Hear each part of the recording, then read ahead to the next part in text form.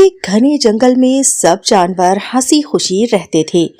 خرگوش چوچو، بندر چمکو، ہرن چمپا اور شیر راجو سب آپس میں بہترین دوست تھے۔ ایک دن جنگل میں ایک نیا مہمان آیا۔ یہ ایک بڑا مضبوط اور خوبصورت ہاتھی تھا جس کا نام موٹو تھا۔ موٹو نے جنگل میں آتے ہی اعلان کیا، میں سب سے طاقتور ہوں، مجھے کسی کی ضرورت نہیں ہے۔ یہ بات سن کر سب جانور حیران ہو گئے۔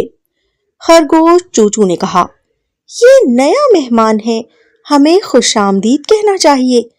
لیکن چمکو بندر بولا، یہ بہت مغرور لگتا ہے۔ موٹو جنگل میں گھوم رہا تھا۔ راستے میں اسے چوچو خرگوش ملا جو گاجرے کھود رہا تھا۔ موٹو نے کہا، یہ گاجرے مجھے دے دو، میں بھوکا ہوں۔ چوچو نے خوش اخلاقی سے کہا، ضرور، لیکن تم بھی تھوڑا کھودنے میں مدد کر لو۔ موٹو نے غصے سے جواب دیا، میں ہاتھی ہوں، محنت میرا کام نہیں۔ پھر موٹو چمکو بندر کے پاس گیا جو درختوں سے جھول رہا تھا۔ نیچے آؤ اور میرے لیے کچھ کیلے توڑ کر لاؤ، موٹو نے حکم دیا۔ چمکو نے مسکرا کر کہا، دوست، اگر تمہیں ہماری مدد چاہیے تو تمہیں بھی ہماری عزت کرنی ہوگی۔ موٹو نے کہا، مجھے کسی کی ضرورت نہیں ہے۔ اگلے دن موٹو جنگل کے گہرے جھیل کے پاس گیا۔ پانی تازہ اور ٹھنڈا تھا، اسے وہ پانی بہت اچھا لگا۔ وہ پانی پی ہی رہا تھا کہ اسے اندازہ نہیں ہوا اور اس کا پیر پھسلا اور وہ گر گیا۔ لیکن گرنے کے بعد اسے اندازہ ہوا یہ تو گہرا دلدل تھا۔ موٹو زور زور سے چلانے لگا، بچاؤ، مجھے کوئی بچاؤ، بچاؤ، میری مدد کرو۔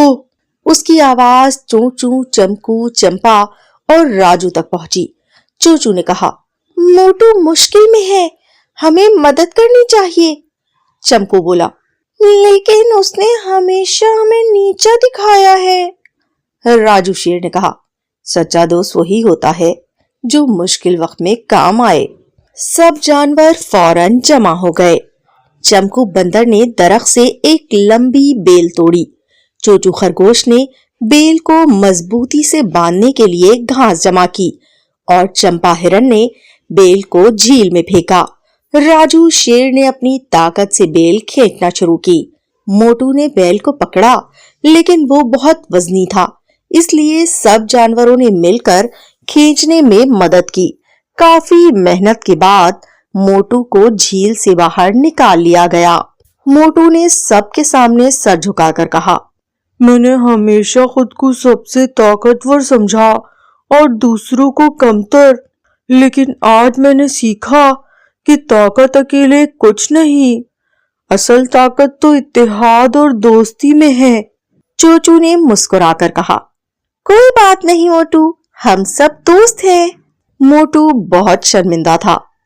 اس نے کہا، آپ سب مجھے معاف کر دیں، میں نے ہمیشہ آپ کو نیچا دکھایا، آپ سے بدتمیزی کی، لیکن پھر بھی آپ سب نے میرا ساتھ دیا، مشکل وقت میں مجھے اکیلا نہیں چھوڑا۔ راجو خرگوش نے کہا، یہی بات ہوتی ہے موٹو، اصل طاقت ہماری ایک دوسرے کے ساتھ پیار اور دوستی ہے۔ طاقت یہ نہیں کہ اگر ہم مضبوط ہیں تو ہم دوسروں کو شکست دے دیں، بلکہ طاقت اس میں ہے کہ ہم ایک دوسرے کے ساتھ محبت سے رہیں۔ موٹو شرمندہ تھا۔ ہاں، اب مجھے سمجھ میں آ گئی ہے، اب میں کبھی بھی اپنے اوپر غرور نہیں کروں گا، اور میں سمجھ گیا ہوں کہ طاقت کیا ہوتی ہے اور محبت سے بڑی کوئی طاقت نہیں۔ اس دن جنگل میں جشن منایا گیا، سب جانور خوشی سے گانے اور ناچنے لگے۔ موٹو نے بھی سب کے ساتھ مل کر نئے دوستوں کے ساتھ خوب مزہ کیا، کیونکہ اب بات سمجھ میں آ چکی تھی کہ غرور اور تکبر ہمیں تنہا کر دیتا ہے، اور وہ جانتا تھا کہ اصل طاقت اتحاد اور دوسروں کی مدد میں ہے۔